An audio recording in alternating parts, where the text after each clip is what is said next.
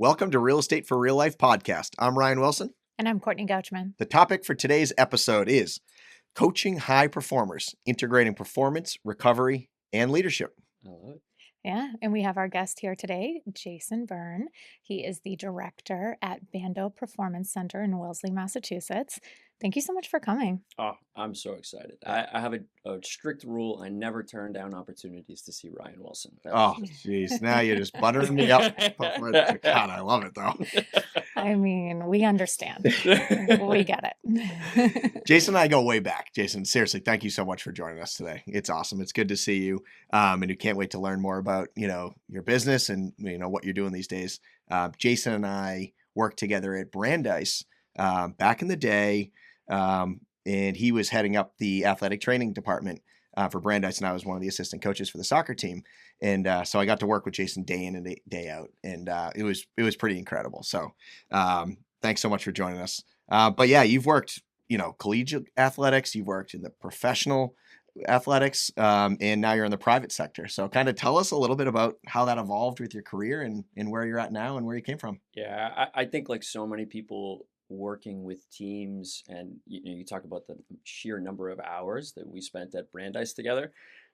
You get really, really close with your athletes and your patients and all, and that's some of the best part. And that is one of the tough parts about being in the private sector is I just don't get nearly as much time. But it's so positive to be able to work with a wider variety of different people. People that are athletes like yourself, the everyday athlete, if Back you want. in the day. Yeah. He's still at peak performance. Yes, absolutely. It has been, actually. Just been able to maintain Mhm. all the way down to our youth athletes, and be able to work with a wider variety of people that are maybe dealing with pain as well as just trying to maximize and optimize their performance level. That's awesome. That's awesome. Yeah, one thing that was super impressive about you at Brandeis, which I know you carried on working with professional athletes and obviously what you're doing now, is the culture that you build there. And you mentioned working directly with the athletes is super important to you.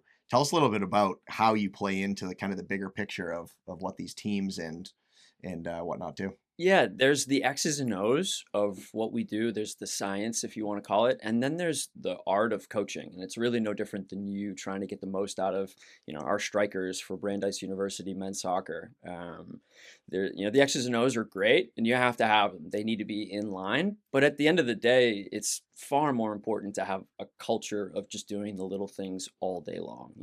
No matter how many hours those athletes are in an athletic center or with their teams, it's the hours at 10 o'clock, 11 o'clock, hopefully not a lot later than that, but the rest of the hours of the day, that's where the real juice is. So having a really strong culture is, the most important piece that you have to have. And then it makes all the science and the X's and O's and the fun stuff that we're able to do a hell of a lot more effective. Yeah. So from, going off of that, right?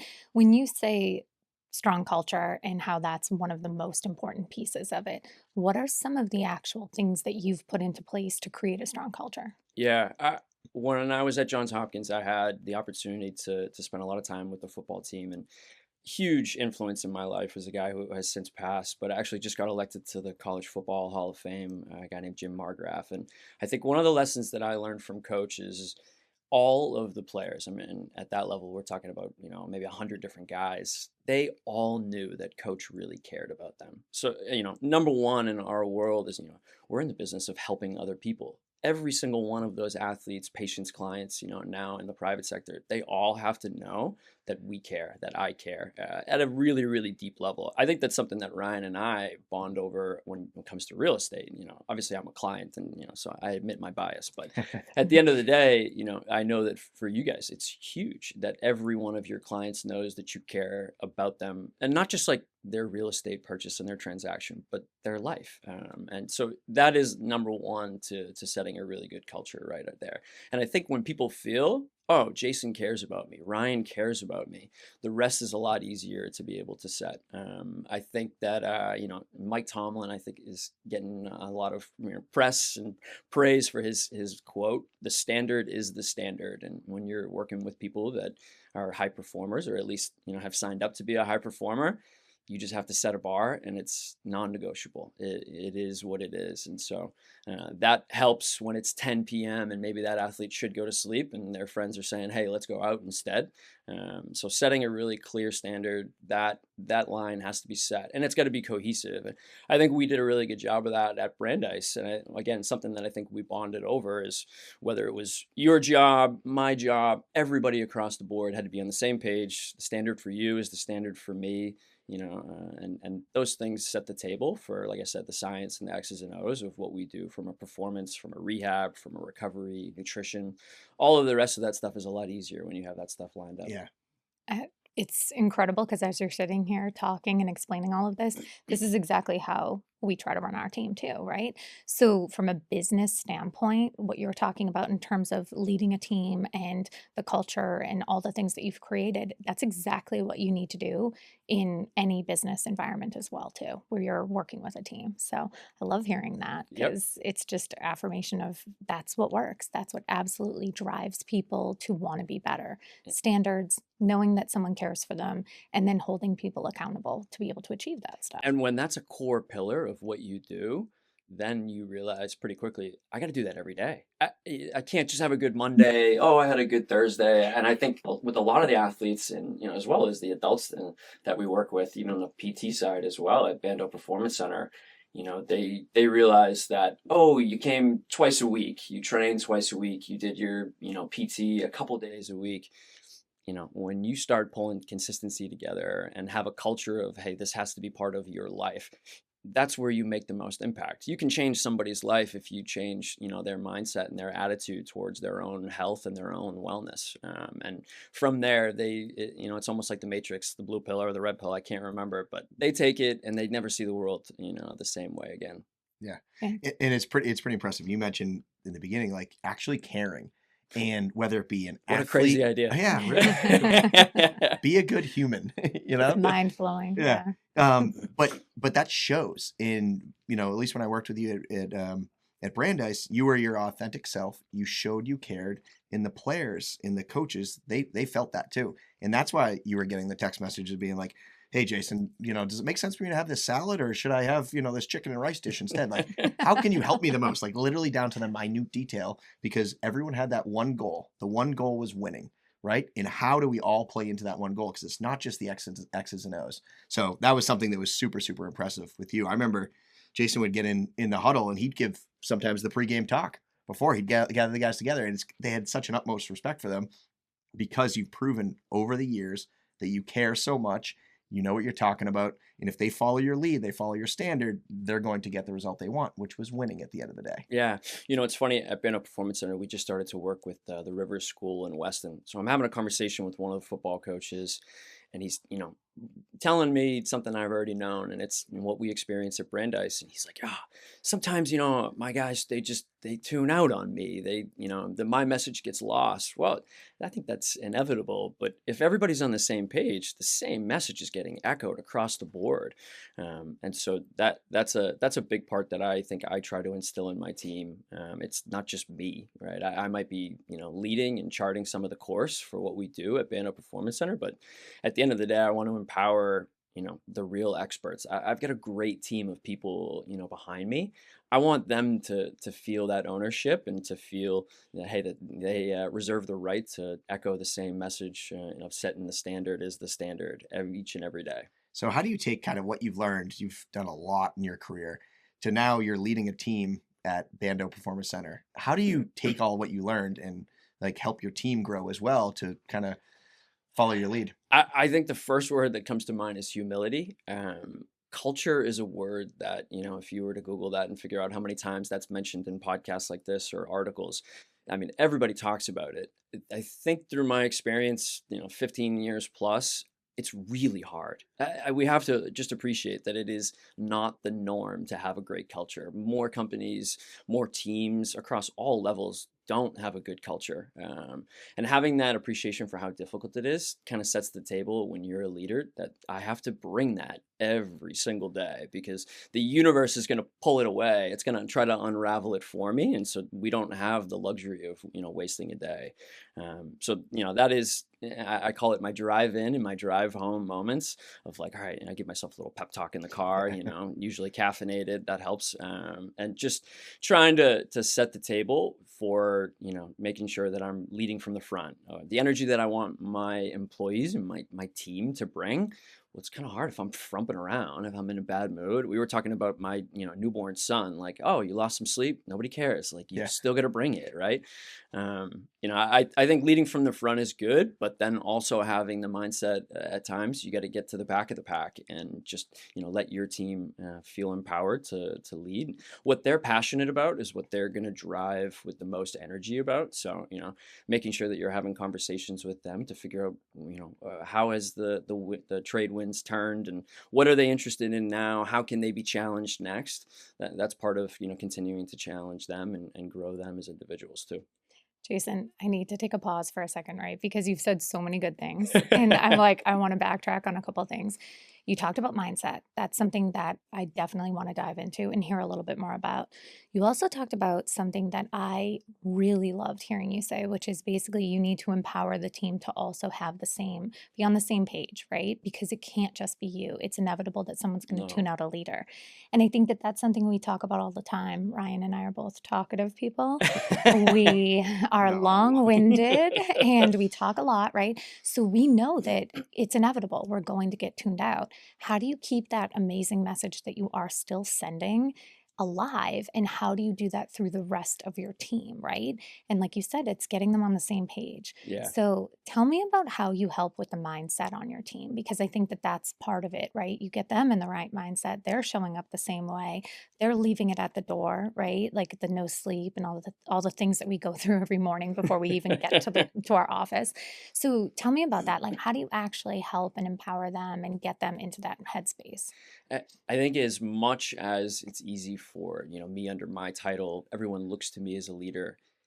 What we do on a daily basis has absolutely nothing to do with me, right? It's not about me. And so for me, I think back to some of the best coaches that I've been around, as well as some other coaches that I've had the chance to work with that I don't think necessarily executed at a high level, but the best coaches have a great ability to put their finger on the pulse of their team in any given moment and just be like, where are we at?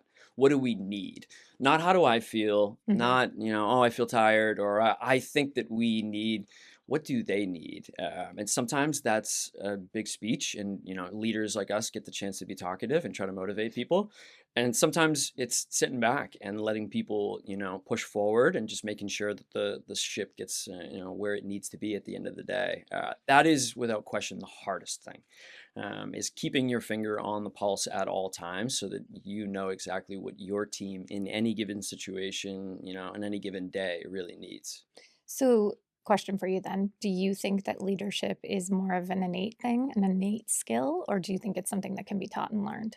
I've never believed that it's innate. No, Okay. if we could time travel back to me at 16, and you were to say, "Oh yeah, he leads a team of 10 plus or so," I'd laugh at my 16-year-old self pretty hard, and I would never believe it. I think that it, I look in so much of what I do and the way that I think and try to manage my team comes from people that I learned from. It's imitation, and sometimes at the simplest of forms, and some of it to the gentleman that's sitting there on the couch next to you. Trying to constantly learn. To me, that automatically points the arrow that it's far more grown than ever could be just in our genes. How do you learn? So what do you do actively? Because we're all in every aspect, whether it's for us real estate, we're trying to learn the real estate industry inside and out. I'm trying to learn leadership inside and out, and make sure I'm motivating people and doing that correctly. Obviously, you're a leader of many, many people as well. How do you learn and continue to get better doing that now I that you're kind of in charge? Humility is big for me. So if we kind of start each and every day and forget whatever successes or, oh, hey, we just closed a good 2025, which we did. We had an awesome year in Wellesley, and I'm so excited. you've got to be willing to just like completely flush that toilet and almost wake up. And again, my drive-in pep talk might be a little bit harsher than for some people, but mine is kind of like, you suck, you need to be better today. Whatever you were Hey, whatever yesterday. works. Yeah. And just, having, every day your team's lives evolve. People get pregnant, people get married, people go through breakups. I mean, they have their entire personal life that they're, carrying in. And yeah, sometimes they check it at the door, but not always. Every day you might need to be a completely different leader. And regardless of whether you try to be, we're changing every single day. So it's a never ending process of just trying to refine and reform. But I think that as we change, I think we need to find, new head coaches that we're learning from. I know mentorship is a huge part. And I think one of the coolest parts about mentorship and professional development is you get to be mentored, but you got to do the other side too. And teaching and learning, when those two things are kind of, yin and yang and balanced, I think that keeps us grounded of a good sense of, I have to present some confidence to my team. Otherwise they're going to look and be like, oh boy, the old guy's crazy. But I also need to make sure that I'm learning each and every day. That part has never been hard for me personally. I think that I have like a good kind of compass of, I need to spend some time and get comfortable and have conversations with people that I don't talk to very often, or I need to really intensively deep dive into the people that I'm around that are in the building each and every day, and make sure that I'm investing enough time. You never get the balance right. It's never 50-50. It's a lot like marriages and relationships at the end of the day. Right. You can call it 50-50. It is truly never 50-50. Sometimes we're learning, sometimes we're leading, and sometimes we're doing both at the exact same time. Dreaming, I think, is a big thing too. It's really easy in the monotony of business and what we're out trying to do and grow that we can forget to like take a step back and dream a little bit. And the longer you do what you do, that part can be tougher and tougher. And part of that, I think, comes from having good mentors that drive you. Yeah. I mean, I think the dreaming piece is really interesting, right? For us, we try to do a little bit of that when we're goal setting. So we don't, it's not like we're sitting here being dreamers all day, every day. Because at the Yeah. end of the day, like you actually have to execute. And that's one thing is you can't have your head in the clouds all the time. But I like that you talked about the learning aspect as a leader, because I think that when it comes down to it, if any leader is ever feeling like they're losing steam, like they're getting drained, right? Because at the end of the day, what you're talking about is you're talking about being incredibly selfless. You're talking about you walk in every day and you're assessing not only your team, but also the clientele too, right? So that's the same as what we have, and a lot of industries have the same thing. You have a team of people that work with you that help you achieve these big, huge goals. And then you also have clients. So you're taking care of a twofold situation and you're constantly giving, and it is so selfless that there are going to be ebbs and flows of like your ability to create that really positive environment. And I think that anytime a leader is ever struggling with that dynamic, learning is that thing that usually reinvigorates you and gets you back to feeling inspired again and feeling excited. I think that, the whole premise of why you guys are doing this podcast, on paper, you could look and be like, what on earth do these three people have in common? Why are they having a conversation at all? They work in completely different fields and bubbles. I But think we're that's highly athletic people. that's So exactly right. that's why we're here.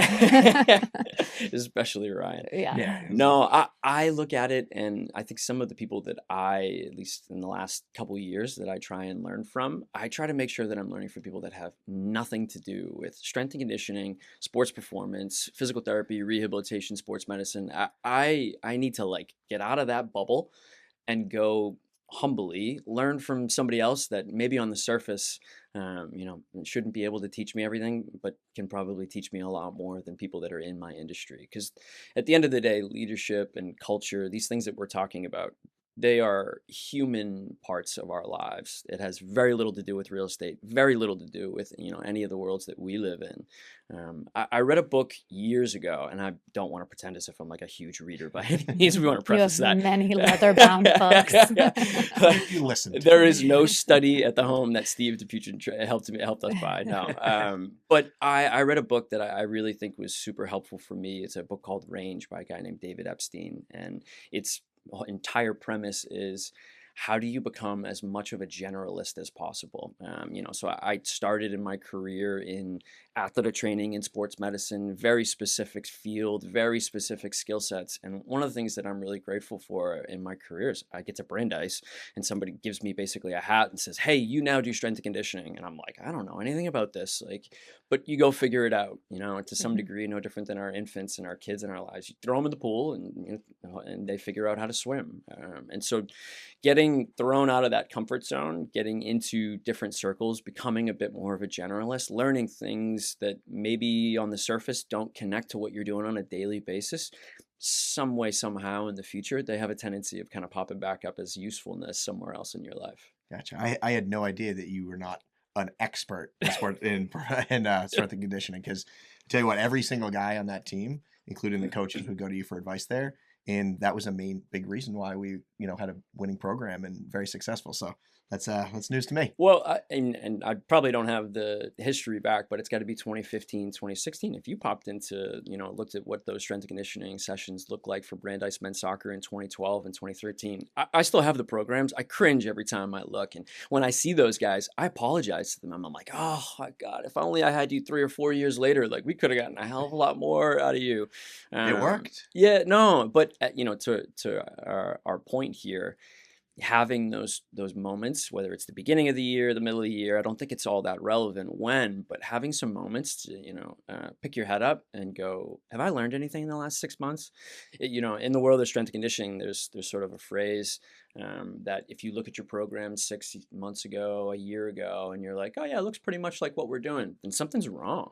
That should be a little red flag and a little alarm that goes off in your head that like you're too comfortable. Yeah. If you Yeah. still believe what you believed 6 months ago, then I'm not sure that you're, on the right path there. Yeah, so you're talking about evolution, right? So that's another reason why your leadership probably is as strong as it is, right? Because you're also evolving as a person and in your role as well. I think it's kind of interesting you said that, like, if you haven't learned anything. Every night when I put my kids to bed, we ask them 4 questions. One of them is, what did you learn today? And the expectation for 6-year-olds is, well, you need to learn a lot, right? Like every day you kind of have to be adding to your repertoire because you're a little, you're lacking some skills here.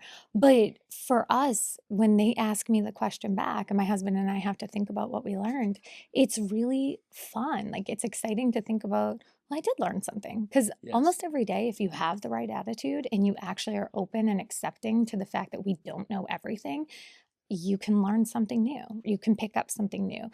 You can learn something about another human being, right? Because a lot of what I'm hearing from your leadership style is, and that's why I asked, is it innate or is it learned, right? Because you're actually paying attention to other human beings and then you're evaluating based on the temperature check that you're taking of your team.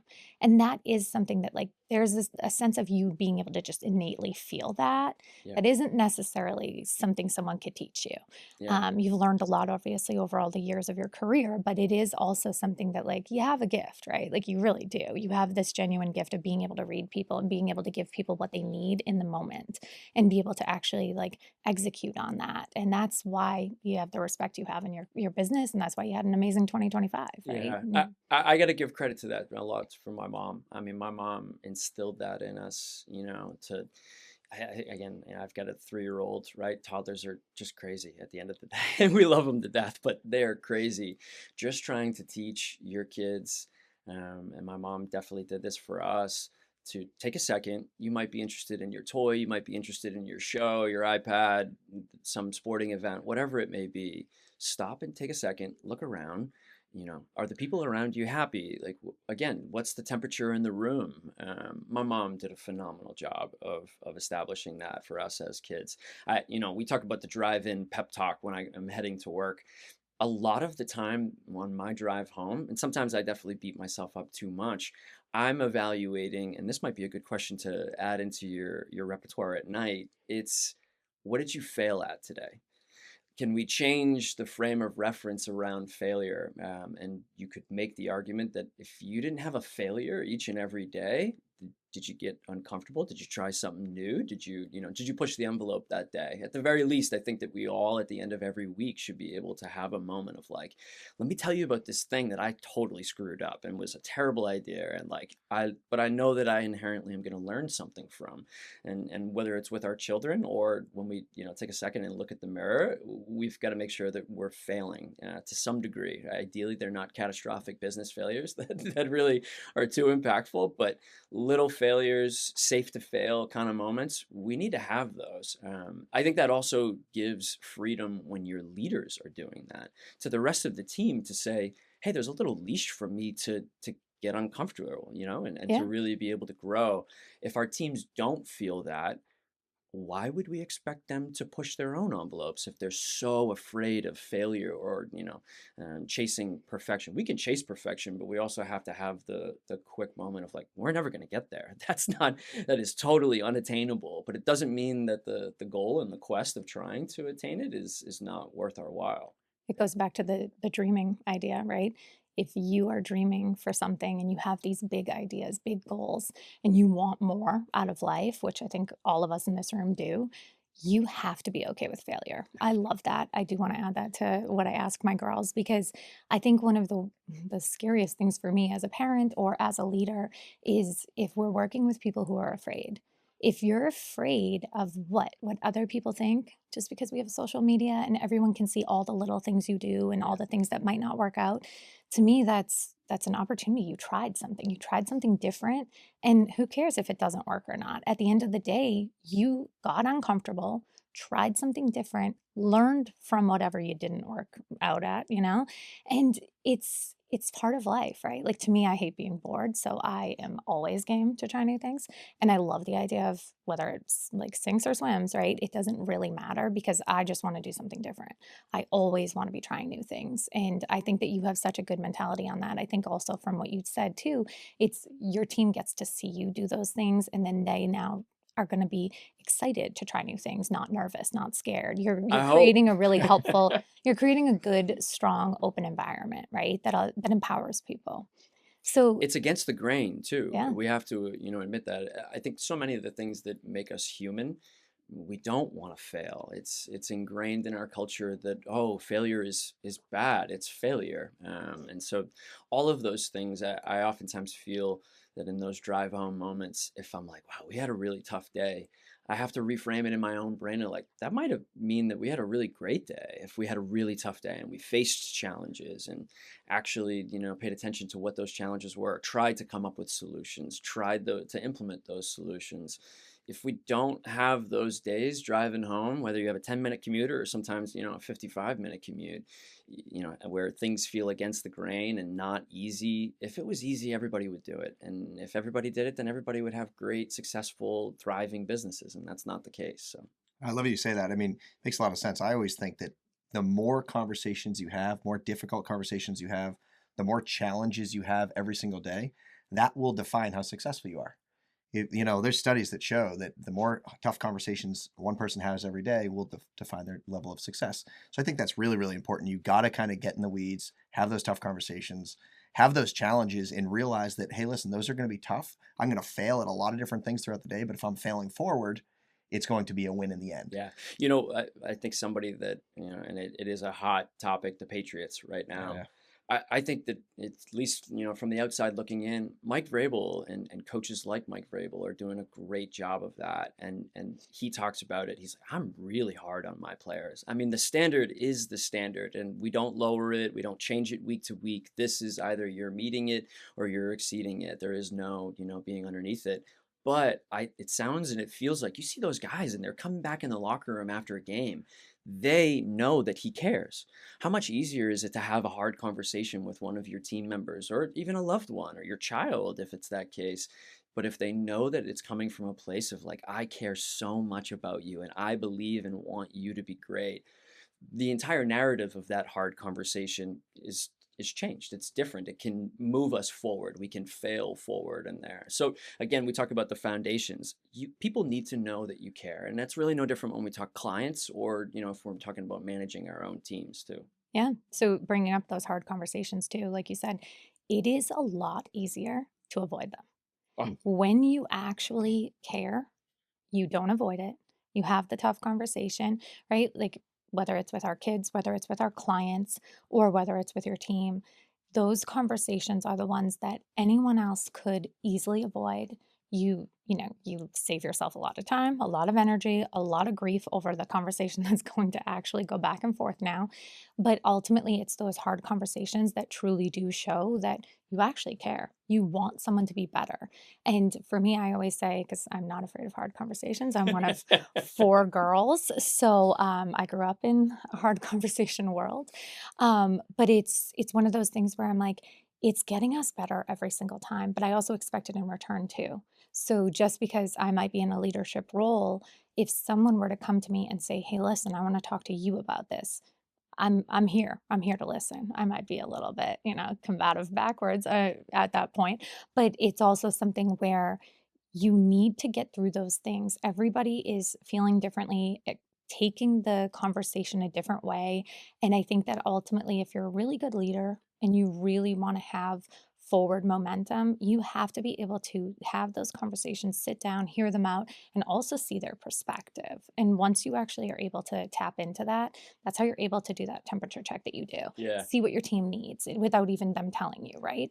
Like I think for us, you mentioned this when you walked in, like we've been a small team for years and now we've like been growing, we're getting a little bit bigger, and we just innately can tell what people need when they need it at this point because we've spent the time. We've spent the time working with them, getting to know them, seeing what they need. And ultimately, that is truly like how they feel supported, right? But it's holding that standard too, because it's hard, right? Like it's like I can't I think back to how many managers I've ever had that have really cared enough to hold me accountable and have a tough conversation with me. And I feel like it's few and far between.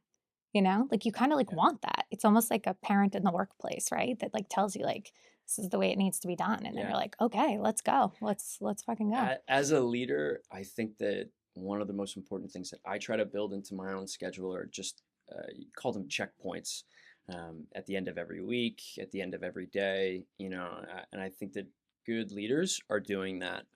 One of the easy ones is if you get to the end of your week and nobody on your team has given you a piece of critical feedback or something negative, something that they feel that we could be doing better, you could be doing better, whatever it may be, that's a bad litmus test, right? Because getting that feedback is far more valuable, even if it's uncomfortable and difficult. It should be much scarier to the leaders, in the world when you don't get any of that feedback, because people are feeling Yeah. it. People are unhappy about something that Ryan did, and if Well, nobody's talking not about Ryan. Not Daily. Ryan. it, He's perfect. he is perfect But in yeah, every usually way. it's me.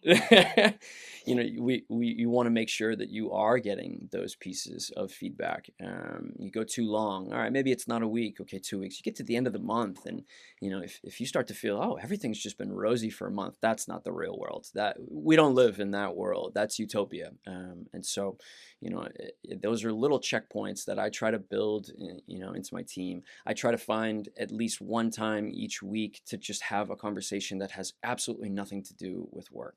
And it is one of the most difficult things. But part of teaching your team that, hey, I care about you as a human, not just like, the employee that does X, Y, and Z, is just remembering that they are human and that they have something going on, outside. Their dog's waking them up at 3 a.m. to go outside, or, they've got a family member that's sick. Whatever it may be, trying to make sure that there's quick little conversations. It could be 2 seconds, 3 seconds, but it might genuinely be one of the most impactful parts of that person's week. That's part of instilling that you care about them. You're way more likely to get, the uncomfortable feedback and uncomfortable conversations if you've done that throughout the course of the week. I love that. If you, at the end of the week, if you aren't getting feedback that is constructive criticism, whatever that you want to call it, it's a failure, Yeah. frankly. What do you do when you get that? So someone that reports to you, what do you do to get that? My wife will tell you this. If she's watching this at some point, she'll definitely agree. I am a digester. I need to sit and kind of analyze. I need to chew on it. I need to look at it from 360-degree angles. I think knowing yourself is a super important part. And I actually just said to my wife last night, as we were talking about coming on and doing the podcast, I was like, I feel like my 30s has truly been all about making sure that I am brutally honest with who I am, what am I good at, what do I really suck at, what are the things that I'm prone to. I know that I'm prone to probably have a quick Italian emotional reaction about something.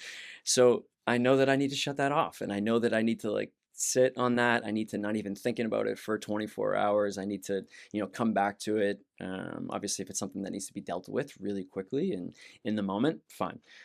But a lot of that stuff for negative feedback or critical feedback, candid feedback, I'm making sure that I've thought it through, and I'm not, everyone's looking to me to keep a good sight line of where are we going. If the ship goes hard left and hard right at every, given wave that, comes across a bow, then like that's going to be really difficult for the rest of my team to be strong, stable, and to be able to execute at a high level. So I know that I need to be better at the end of the day of just taking a second, chew on it, and then come back and, try to approach it with as much logic and as little emotion as possible. Yeah. There's a lot of introspective work that you've done, Oh, right? Which sometimes is too much. yeah, but you know what? It's a really good, it's an important thing, right? You're doing the work for yourself in order for you to show up better in your workplace, right? So if you can, let's just kind of to wrap it up because you've given us so many good things to think about in terms of leadership and in terms of just even how to assess yourself, do that temperature check for yourself, and really figure out how you can be better every single day, right? How you can be a high performance, not necessarily athlete, let's be honest, but how we can be a high performance leader, right? And how you can lead high performance teams. So, what is one thing that you would say for anyone who's listening that would be a tip or a trick for how to become just your better self? I think that as much that might be happening between our ears, having a conversation with somebody that you know that is going to be really honest with you. It could be a parent, it could be your spouse, it could be somebody that you work with that just doesn't really have a filter, and they're just going to deliver it right back the way that you need it, which is not necessarily the way that you might want it. And yeah, take some seconds, take some time to be able to think, within your own head, but then ask hard questions about yourself to, whoever it is that's going to be able to give you that feedback. If you don't have that person, then that has to be a priority number one. You got to go find that person and make sure that they are capable of giving you the full unedited version of feedback for you. I think that is, and for me, that's mentorship, right? That if you can find that sparks the culture within yourself of I'm just getting better every day. You start thinking and writing questions of like, I got to ask this question about myself, and I'm not the best person to answer that. So you got to find someone, again, the industry that they work in. Sometimes it's actually beneficial if it has nothing to do with what you do on a daily basis, but find that person that you can have a quick 5, 10, 15-minute conversation with, and you're going to be able to get the feedback you need. That's awesome. Well, I mean, we've really loved having you here today, and you've had a very impressive career, starting at back in the day, Quinnipiac, which, That's right. shout out to their boys, Let's go Bobcats. into, you know, multiple rings with the Professional Lacrosse League in Baltimore, and then coming up and working with the Cannons in Brandeis, the success we had there, and now being the director at Bando Performance Center in Wellesley is it's very impressive. And the people that get to work with you are lucky. The way you look at life and the way you look at leadership and performance, and it's really impressive that it's something that you live every day and that they get to learn from. So. Congrats on building such a great career and Thank you. in such a great business at Bando as well. I'm looking forward to seeing what else you continue to do. I mean, you're doing the work, you're a phenomenal leader, and we're really happy to have had the conversation with you. I think there's so much that we can learn from this. I can't wait to listen to this back and just replay all of the amazing nuggets that you just said, because I think that there's so much depth into the information that you gave. And I think any leader out there is going to be able to walk away with something really inspiring. I It's appreciate that. Yeah. No, I mean, everything that we're doing at Bando Performance Center, whether it's physical therapy, we have a lot of different services, a lot of different programs. I think the thing that we always want people to realize and feel is that, hey, it's one team that is working together for you. And, I think that's the part that motivates me. That's where I get my fix of no longer being in collegiate sports or professional sports is, we loved being a part of teams. We talk about it all the time, right? When you are a part of something that's bigger than yourself. And so for me now, it's the team that we get to build and integrating it and having it all come together. We're really lucky. We have some families that, we work with every single person in their family throughout the course of sometimes one day. It's, both parents are coming in and training, or they're getting treatment, working with one of our therapists. They know that they're having conversations with strength and conditioning coaches and performance coaches. They're having conversations with some of the physicians that are also in the building. And, knowing that it's one-stop shop and truly integrated is what it's all about. That's where we can provide the best value for our clients. So it's definitely worthwhile of getting up and trying to, bust our ass every day to be able to deliver it, because it's worth it for the consumer. it's Okay. awesome. It's very Well, if impressive. anyone wants to check out Bando Performance Center, we're going to leave your information in the show notes. That way people can just click on that. Also, this is Jason Byrne. He is the director for Bando Performance Center. And what's the best way to reach you? Yeah, happy to link my email and be able to contact me through the website as well, to be able to check out all the different things that we're doing. Yeah. It's Whether exciting you're a stuff. kid or you're an adult, you can, Yeah. get better and improve your life and improves your physical and mental life by checking you out. I've talked to a friend of mine that lives not too far from your center. He says, "Oh, I've been taking my kids there for years." Yeah. It's just cool. It's a small world, so it's definitely worth checking out. We really really appreciate you coming today, Thank you. and I learned a lot, and I know our listeners will as well. So thanks so much. Thank you for having me. Thank you.